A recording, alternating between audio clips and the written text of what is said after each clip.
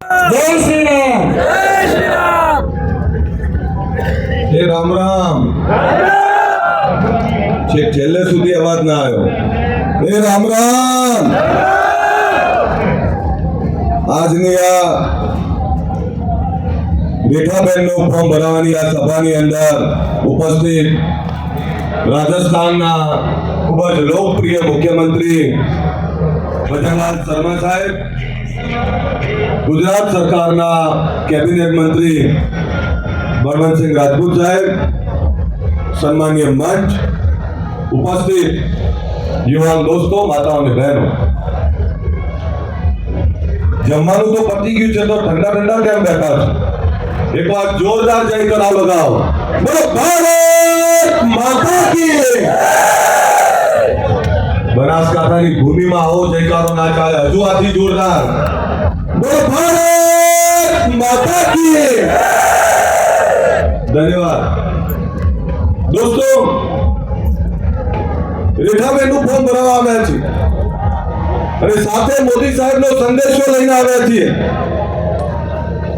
સંદેશો છે ગુજરાતના દેશના વિકાસનો, સંદેશો છે ગરીબના વિકાસનો, સંદેશો છે ગામડાઓના વિકાસનો, સંદેશો છે આત્મનિર્ભર ભારતનો અને સંદેશો છે આ દેશના સાર્વભૌમત્વનો। આ સંદેશો લઈને તમારી વચ્ચે આવ્યા છે દોસ્તો। આ ચૂંટણી કોઈ જાતિ, ધર્મ, પ્રાંત કે વ્યક્તિની નથી। આ ચૂંટણી છે રાષ્ટ્રવાદની। આ ચૂંટણી છે નરેન્દ્રભાઈની અને નરેન્દ્રભાઈની આપણી ચૂંટણી છે। યાદ કરવું પડે કે આ 50 વર્ષ પહેલા જ્યારે નરેન્દ્રભાઈ આ દેશનું સુકાન સંભાળ્યું એ પહેલા આ દેશની હાલત શું હતી? એ પહેલા દરેક પેપરમાં આવે કે 5 લાખ કરોડનું કૌભાંડ, 2 લાખ કરોડનું કૌભાંડ અને છેલ્લે તો આંકડો માંડ્યો ત્યારે 22 લાખ કરોડ રૂપિયાનું કૌભાંડ। એની સરકાર એ દિલ્હીમાં રાજ કરતી હતી। એક એવી સરકારો હતી કે દિવસે ને દિવસે દેશમાં અરાજકતા, કોમી દાવાનળ, દિવસે ને દિવસે ગરીબીમાં વધારો। એક એવી સરકાર જે ફક્ત સત્તાના મદમાં, સત્તાને ભોગવા માટે આવેલા લોકો હતા। એક એવી સરકાર હતી જ્યારે દેશની અંદર આયે દિન આતંકવાદી હુમલો કરે, આયે દિન કાશ્મીરમાં હુમલો થાય, આયે દિન દેશના અનેક ખૂણે આતંકવાદી હુમલો કરતા। એ કેવું? આ ભારત અને ભારતની એક એવી સત્તા હતી।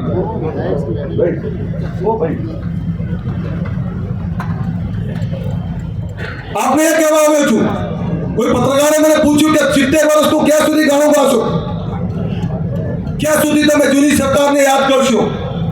મેં કહ્યું કે જૂની સરકારને એટલે યાદ કરવી પડે તો જ નવી સરકારે શું પરિવર્તન લાવ્યું છે ખબર પડે, આથી પેઢીને ખબર પડે। નરેન્દ્રભાઈએ જ્યારે ગુજરાતનું સુકાન સંભાળ્યું ત્યારે ગુજરાતની હાલત શું હતી?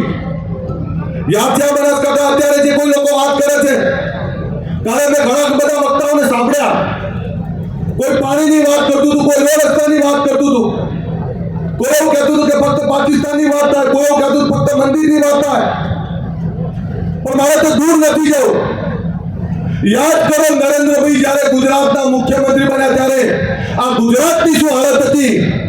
આજની યુવા પેઢીને કદાચ ખબર પણ નહીં, પણ એ ગુજરાત આ એક બનાસકાંઠા છે। બનાસકાંઠાની અંદર ગામોના ગામો પોતાના માલદાર લઈને ઉનાળાની અંદર ખાલી થઈ જતા, પીવાના પાણી માટે તરસતા, ખેતી અને સિંચાઈના પાણીની તો કલ્પના જ ના થઈ શકે। એક બનાસકાંઠા પણ આપણે બધાએ જોયું છે।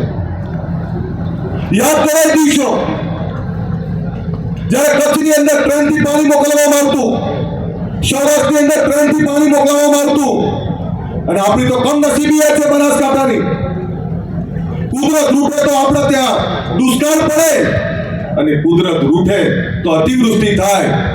આ બનાસકાંઠાની દશા આપણે બધાએ જોયેલી છે। જે લોકો આજે બનાસકાંઠાના વિકાસને વાગડવાનું કામ કરે છે એવા લોકોને કહું છું, આ પાણી ક્યાંથી આવ્યું? માં નર્મદાના વધામણા ક્યાંથી થયા? અને કલ્પના કરો પાણી બનાસકાંઠામાં ના પહોંચ્યું હોય તો આ બનાસકાંઠાની શું દશા હોય એ કલ્પના કરો તો ખબર પડે. દોસ્તો, આ લોકો ક્યારેક કેનાલનો મુદ્દો બનાવે, ક્યારેક બનાસ નદીનો મુદ્દો બનાવે. કાલે એક આગેવાન એવું કહેતા કે બનાસ ઉપર પુલ બનાવો, કોઈ આગેવાન એવું કહેતા કે નર્મદાના પાણી હજુ નહીં પહોંચ્યા. હું આજે એમને કહેવા માંગુ છું, નરેન્દ્રભાઈ આવ્યા, એમને પહેલો સંકલ્પ કર્યો કે મારા ગુજરાતના છેવાડાના મોરબી સુધી એક એક ગામ સુધી મારે પાણી પહોંચાડવું છે. અને આજે ગુજરાતની અંદર નર્મદા ગામડે ગામડે છે, આખા ગુજરાતનું જીવન ધોરણ બદલાયું છે. આપણે સુખી થયા છીએ તેમાં નર્મદાના કારણે થયું છે. આપણે તો ખેડૂના પુત્રો, આપણે તો ખેડૂત, આપણે પાણીને અમૃત કહેવાય. આ પાણી કોણે આપ્યું? મોદી સાહેબે આપ્યું. આપ્યું કે ના આપ્યું? જરા હુંકારો આપજો ને ખબર પડે. ઠંડા થઈને ના બેસી રહેતા. તમે બીજો દાખલો આપી દો પછી મારી આગળ વાત વધારું. એક તાલુકા પંચાયતની ચૂંટણી હતી અમારા ત્યાં, અને તાલુકા પંચાયતની ચૂંટણીની બાજુના ગામમાં બધા મતની અપીલ કરવા ગયા. આ હું 20-25 વર્ષ પહેલાની વાત કરું છું. મતની અપીલ કરવા ગયા, આખું ગામ આવ્યું, સરસ સભા રહી, એક ઘર ના આવ્યું. આ ધ્યાનથી સાંભળજો દોસ્તો, એક ઘર ના આવ્યું. એટલે સાંજે ગયા પછી કોઈએ ચર્ચા કરી કહ્યું કે ભાઈ આખું ગામ આવ્યું પણ એક ઘર ના આવ્યું. ત્યારે ગામના 2-4 લોકો ભેગા થઈને ગયા, ભાઈ તમે કેમ ના આવ્યા? આખું ગામ ભેગું થઈને એક જ પાર્ટી મતદાન કરવા માંગે છે. તો કે ના, ફરીથી ગામ ભેગું કરો, મારે ગામ વચ્ચે કેવું છે. ફરીથી બીજા દિવસે ગામ ભેગું કર્યું, અને ગામ ભેગું કર્યા પછી પૂછ્યું કે ભાઈ તારો વાંધો શું છે? તો પેલા ભાઈ એવું કહ્યું કે આ જે ઉમેદવાર લડે છે ને એના ખેતરમાં આજથી 10 વર્ષ પહેલા એનું જીરાવાળું ખેતર હતું, મારી ભેંસ ગઈ અને એના હાથીએ, એના કામવાળાએ મારી ભેંસને ધોકો માર્યો તો મને એ નહીં ભૂલાતું હજુ. એટલે 10 વર્ષ પહેલા ભેંસને મારેલો ધોકો નહીં ભૂલાતો, તો પછી જેને પાણી આપ્યું છે એ કેવી રીતે ગુણ ભૂલાય? આપણે કોઈનો અવગુણ નહીં ભૂલી શકતા તો કોઈનો ગુણ કેવી રીતે ભૂલાય? બધે પેઢી યાદ રાખીએ, આપણી તો સંસ્કૃતિ છે. યાદ કરો કે જ્યારે અંધારું થાય કે મારે ગામડે જઈએ એટલે દાદી એવું કે બેટા ખાઈ લો, હમણાં લાઈટ જતી રહેશે. આ 24 કલાક વીજળી કોણ લાગે? તો એ નરેન્દ્રભાઈ લાગે. દોસ્તો, બનાસકાંઠાનો વિકાસ એમની નહીં થયો. આ ગરબાબાને વાત કરે લોકો, આ ડેરીની જ્યારે એમને કલ્પના કરી, આ ડેરીને રોજ ટાર્ગેટ કરે કે અમારો ચૂંટણીનો મુદ્દો ડેરી અને બેંક છે. શું બગાડ્યું તમારું ડેરી અને બેંકે? આ ડેરી અને બેંકે આ બનાસકાંઠાનું જીવન ધોરણ બદલી નાખ્યું. યાદ કરો કે આ ડેરીનું ટ્રાન્ઝેક્શન કેટલું હતું, ટર્નઓવર કેટલું હતું. આજે આ ડેરી 20-25 હજાર કરોડનું ટર્નઓવર કરે છે. બીજા રાજ્યો તળવળે છે, બીજા રાજ્યો વિનંતી કરે અમારા રાજ્યમાં પણ બનાસ કરો. એક ગામની અંદર લાખો કરોડો રૂપિયા આવે, એ ડેરી માટે તમે આવું બોલો છો? આ લડાઈ કોઈ રેખાબેનની કે કોઈ પાર્ટીની નથી. આ લડાઈ છે આપણે આપણા માટે જે કામો કર્યા છે, આપણા માટે જેને ગુણ કર્યો છે એનું ઋણ ઉતારવાનો આ લડાઈ છે. દોસ્તો, જે લોકો જાતિવાદની વાત કરે છે, હું પણ જાતિવાદમાંથી આવેલો છું, પણ જાતિમાંથી આવેલો છું તેમ છતાં કહું છું આપને, રાષ્ટ્રથી વધારે કોઈ મોટું કોઈ નથી. અને આજે આ દેશને યુગ પુરુષ મળ્યા છે નરેન્દ્રભાઈ. આ એક એવો યુગ પુરુષ આપણાને મળ્યા છે જેણે આખા દેશની કાયાપલટ કરી નાખી. યાદ કરો ને કોંગ્રેસના શાસનના દિવસો કે જ્યારે એ વખતના વડાપ્રધાન રાજીવ ગાંધી એવું કહેતા કે દિલ્હીથી 1 રૂપિયા મોકલું છું અને 15 પૈસા પહોંચે છે, તો 85 પૈસા કોણ ખરી જતા હતા? એ કોંગ્રેસ વાળા જ ખરી જતા હતા. એમના વડાપ્રધાને સ્વીકારેલું. જ્યારે નરેન્દ્રભાઈ અહીંયા પહેલી વાર વડાપ્રધાન બનવા જઈ રહ્યા હતા ત્યારે એવું કહેતા હતા આપણને કે દિલ્હીની તિજોરીનો ચોકીદાર બનવા જઈ રહ્યો છે. ત્યારે મને પણ એવું થતું કે વડાપ્રધાન ચોકીદાર કેવી રીતે બને? આજે ખબર પડે છે કે 10 વર્ષથી આ યુગ પુરુષ ત્યાં વડાપ્રધાન તરીકે બેઠા છે. ત્યારે એ 10 વર્ષથી ત્યાં બેઠા છે. હવે ખબર પડે છે કે સાચા અર્થમાં આ જનતાની કમાણીના આ દેશની તિજોરીના ચોકીદાર નરેન્દ્રભાઈ આજે ખબર પડે છે કે કેમ કહેવાય. જનધન ખાતા ખોલ્યા ત્યારે કોંગ્રેસ વાળા હસતા હતા. આજે દિલ્હીથી ₹1 મોકલે છે, સીધું જનધન ખાતામાં જાય છે. ખેડૂતોના ખાતામાં સીધા પૈસા જાય છે, જરૂરિયાતમંદના ખાતામાં સીધા પૈસા જાય છે. તો આ સાચા અર્થમાં દેશની તિજોરીના ચોકીદાર છે. આજે દેશનું જીવન ધોરણ બદલાવું. યાદ કરો એ દિવસ જ્યારે પાલનપુરથી અમદાવાદ હોય તો 10-10 કલાક થઈ જતા. આ સડકો એમની નથી બની. મેં કાલે જોયું કોંગ્રેસ વાળા ફક્ત કોઈને માટે ખરાબ બોલવા માટે ઉભા થયા હતા. પણ કોંગ્રેસ વાળાને પૂછો તો ખરા કે તમે જીતીને આવશો, અમારા માટે કરશો શું? ક્યારેક પૂછો તો ખરા એમને કે તમે શું કરવાના છો.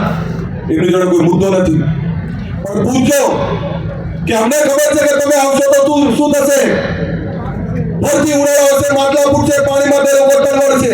કારણ કે ભાગ્ય એવા છે કે મોદી સાહેબ આ પછી ક્યારે દુષ્કાળ નહીં પડ્યો, પણ કોંગ્રેસ હતી તો દર 5 વર્ષે 2 દુષ્કાળ આવતા હતા આપણા ઉપર. કારણ કે એમાં સચ્ચાઈ નથી, ઈમાનદારી નહોતી. એવા લોકોને કહું છું, કોંગ્રેસ આવશે તો ફરીથી ભાડા જ આવશે. કોંગ્રેસ આવશે તો ફરીથી એ ભ્રષ્ટાચાર આવશે. કોંગ્રેસ આવશે તો દેશને તોડવાની તાકાતો આવશે. કોંગ્રેસ આવશે તો ફરીથી આ દેશની સુરક્ષા અસુરક્ષિત થશે. એટલે તમને વિનંતી કરવા આવ્યો છું, આ ગલબાભાઈની દીકરી લડે છે અને ગલબાભાઈનો ઋણ ઉતારવાનો સમય છે. જો આપણે 10 વર્ષ પહેલા આપણી ભેંસને ધોકો મારેલો ના ભૂલી શકતા હોય તો જેણે આ ડેરીની સ્થાપના કરી અને ડેરી થકી આખો બનાસકાંઠા સુખી થયો છે એનો ગુણ ભૂલાય કરો. એમણે કહ્યું કે તમને બહુ એવું હોય તો કે ચેરમેન બનાવી દો. સમય આવશે તો એ પણ કરીશું, પણ અત્યારે સંસદ બનાવવા છે. અમારે સંસદ એટલે બનાવવા છે. નરેન્દ્રભાઈની જોડે કમળ મોકલવું છે બનાસકાંઠામાં.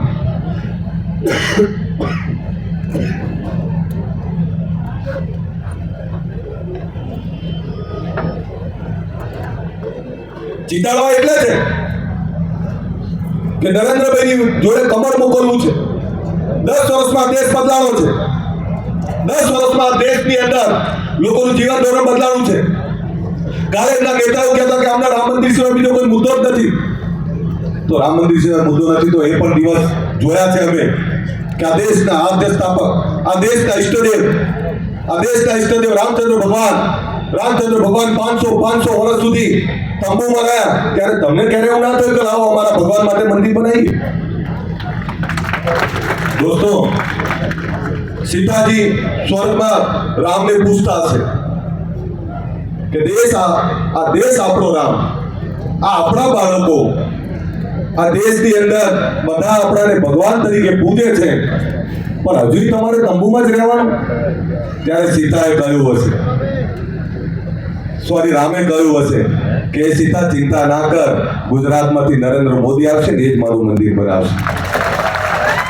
તમને રામ મંદિર બન્યું એ ના ગમ્યું? રામ મંદિરના જ્યારે ભગવાનની પ્રાણ પ્રતિષ્ઠા થતી ત્યારે કોંગ્રેસ વાળાએ ના પાડી. તો શું અમે હિન્દુ નથી? તમે હિન્દુ નથી? તમે રામમાં નથી માનતા? એમને રામ ગમતા જ નથી એટલે એમણે ના પાડી કે ના અમે નહીં જઈએ. એવા કોંગ્રેસને માફ કરાય ખરું? સાફ કરી દેવી પડે સાહેબ, અને એવો જવાબ આપવો પડે કે એમને ખબર પડે. બીજું એમના એક નેતાઓ કહેતા કે અમને પાકિસ્તાન સિવાય મુદ્દો નહીં દેખાતો. તે દિવસો પણ જોયા છે કે કાશ્મીરમાં આવે તે પાકિસ્તાન કાકરીચારો કરતું, પણ હવે પાકિસ્તાનમાં લોકોને ખબર પડી ગઈ છે કે પાકિસ્તાનના લોકો એવું કહે છે તારા આતંકવાદીઓ કે હવે ભારત બાજુ ના જવાય, ત્યાં 56 ની છાતી વાળો મોદી બેઠો છે, સીધા ઉડાડી મારશે, ત્યાં સ્વાગત નહીં થાય બોલાવશે. અને મને ચિંતા એ છે કે જે લોકો જાતિવાદથી મારા સમાજને ભરમાવાનો પ્રયત્ન કરે છે એવા લોકોને કહું છું, 7 તારીખે ચૂંટણી પતી જશે. પછી શું? પછી ક્યાં જવાનું? વર્ષો સુધી મારા સમાજને પણ સત્તાથી વિમુખ રાખ્યો. વર્ષો સુધી મારા સમાજને પણ સત્તાની વિમુખ રાખ્યો.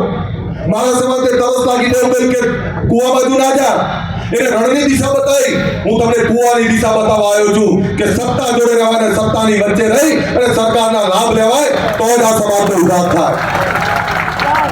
કમનસીબી એ છે અમારી પણ, જે સમાજમાંથી આવું છું. એવું નથી કે આ સમાજે મુખ્યમંત્રી નહીં બન્યા, એવું નથી કે સમાજને મિનિસ્ટરો, ધારાસભ્ય, સંસદ સભ્ય નહીં મળ્યા. કોઈને એવું ના થયું કે લાવો ગાંધીનગર, આ અમદાવાદ કે બનાસકાંઠા કે પાટણની અંદર અતિ ભવ્ય કાકોરોની યુનિવર્સિટી બનાવીએ. આજ સુધી અમે તરસ્યા અને ભૂખ્યા છીએ. આ વાત પણ કરવા આવ્યો છું તમને, અને વચન આપવા પણ આવ્યો છું કે સરકાર જોડે જગ્યા માંગી લીધી છે અમે. અને દિવાળી પહેલા આખા ગુજરાતના ઠાકોર સમાજ, બક્ષીબંધ સમાજના દીકરા દીકરીઓ માટે યુનિવર્સિટી, સ્કૂલ, કોલેજ માટેનું ભૂમિપૂજન કરવાનું છે એનું આમંત્રણ આપવા પણ આવ્યો છું આપને. મને ખબર છે ખાલી ખાલી વાતો વચનો થશે, ત્યારે હું ઠાકોર સમાજને કહું છું, આ ચૂંટણી કોઈ જાતિ, ધર્મ, કોઈ વ્યક્તિની નથી. આ ચૂંટણી નરેન્દ્રભાઈની છે. આખો દેશ નરેન્દ્રભાઈ બન્યો છે. ત્યારે તમે કેમ પાછળ રહો છો? તમારે પાછળ નથી રહેવાનું. સત્તાના લાભ અને એના ફાયદા લેવાના છે. અમારે કેસાજીને બધા આગેવાનો બેઠા છે. હું એમને પણ કહું છું, એક ઘરે જાઓ તો બધા કે આ ચૂંટણી કોઈ વ્યક્તિની નથી.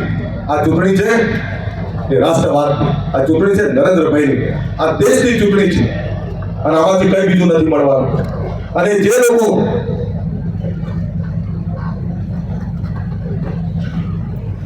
લોકો પોતાને એપીએલ બીપીએલ કહે છે, એમના એફિડેવિટો જોઈ લેવાના બધા. દોસ્તો, ચૂંટણી અમારે લડવાની અને પૈસા તમારે આપવાના, દોડવાનું તમારે. આ કયું અમારી ઈચ્છાથી લડીએ છીએ અમે. લડ્યા પહેલા કોઈ પૂછતા તો નહીં અમે. ત્યારે તમને વિનંતી કરું છું કે જો ભરમાતા નહીં. 20 દિવસ પૂરા થઈ જશે પછી શું? આનો જવાબ કોઈ મને આપી દે તો હું 100% એમની વાતનો જવાબ આપીશ. પણ એનો જવાબ કોઈ મેં ઘણા પૂછ્યું. આ 20 દિવસ પછી શું? આ બનાસકાંઠા એ આપણી ગૌરવવંતી ભૂમિ છે, અને આ બનાસકાંઠાની અંદરથી કમળ મોકલો. નરેન્દ્રભાઈ અનેક વાર આવ્યા, નરેન્દ્રભાઈ અનેક વાર આપણા આશીર્વાદ આપ્યા છે. ત્યારે આ બનાસની ડેરીનું ઋણ અદા કરવાનો સમય છે. નરેન્દ્રભાઈનું ઋણ અદા કરવાનો સમય છે. ત્યારે હું તમને બધાને વિનંતી કરું છું, કમળને જીતાડો. ઉમેદવાર ભૂલી જાઓ, જાતિ ભૂલી જાઓ, રાષ્ટ્ર માટે કમળને જીતાડો એવી અપીલ કરવા માટે આવ્યો છું. પાછા નહીં પડવા દો ને. આ ઊંચા રાખીને તાળીઓ પડો ને ખબર પડે કે રેખાબેન એકલા નહીં પડે. અવાજ આવવો જોઈએ. ના કહું ત્યાં સુધી તાળીઓ પડે, ખબર પડે. બંધ ના કરતા બજેલાલ શર્મા સાહેબને ખબર પડી જોઈએ કે બનાસની ભલામાં કરંટ છે.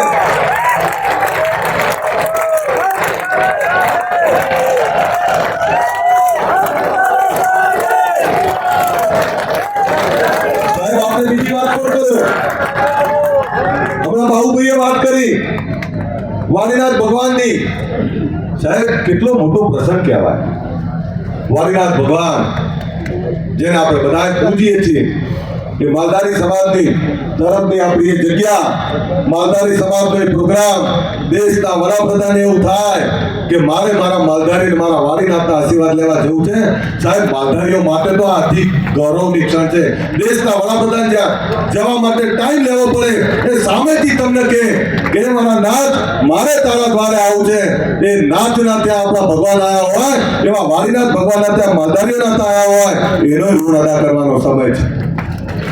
હું ઠાકોર અને બક્ષીબંધ સમાજના લોકોને કહેવા માંગુ છું, આપણા શૈક્ષણિક ભવનમાં આ દેશના વડાપ્રધાન આવવાના છે. એ વખતનું આમંત્રણ આપવા પણ આવ્યો છું. અને નરેન્દ્રભાઈ વડાપ્રધાન બનવા છે, એમાં કોઈને શંકા નથી. તો આપણે પાછા કેમ રહીએ? રહેવાય? ફરીથી જોરદાર તાળીઓથી આપણે વધારી લઈએ. અને અવાજ આવશે બધી બાજુથી. ભારત માતા કી જય સુધી અવાજ આવવો જોઈએ. અવાજ જોરદાર તાળીઓ આવે પછી જ હું તમારી જગ્યા છોડી શકો. જોરદાર તાળીઓ પડો.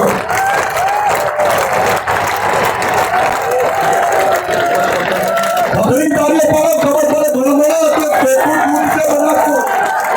આ તો બનાસની દૂધ નથી છે. ભારત માતા કી જય હિન્દ, જય જય ગરી ગુજરાત. ખૂબ ખૂબ આભાર આદરણીય અમરેશભાઈ ઠાકોર સાહેબ.